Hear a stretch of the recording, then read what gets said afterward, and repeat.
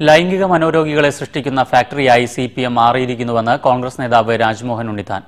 CPM ജില്ലാ committee അംഗം കാറിനുള്ളിൽ അനാശാസ്യത്തിനിടെ പിടിയിലായ സംഭവത്തോട് പ്രതികരിക്കുകയായിരുന്നു അദ്ദേഹം. രാഷ്ട്രീയ പ്രതിയോഗികളെ ഉന്മൂലനം ചെയ്യാൻ സദാചാരം പറയുന്ന പിണറായി വിജയന്റെ അനുയായികൾ തന്നെ സദാചാര വിരുദ്ധ പ്രവർത്തനങ്ങളിൽ ഏർപ്പെടുന്നു. ഒളി ക്യാമറ ഫിറ്റ് ചെയ്താൽ സിപിഎം അംഗങ്ങളുടെ എണ്ണം വളരെയധികം കുറയുമെന്നും ഉണ്ണിത്താൻ കൂട്ടിച്ചേർത്തു.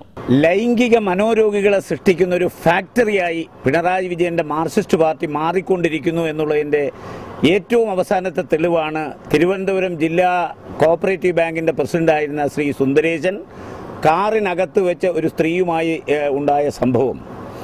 മാത്രവുമല്ല, കപട സദാചാരത്തിൻ്റെ പ്രതിരൂപങ്ങളാണ് പിണറായി വിജയന്റെ വിശ്വസ്തരിൽ ഭൂരിഭാഗവും.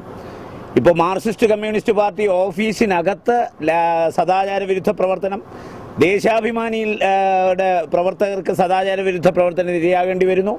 ഇപ്പോൾ ഇതാ കാറിനകത്ത് പോലും സദാചാര വിരുദ്ധ പ്രവർത്തനം.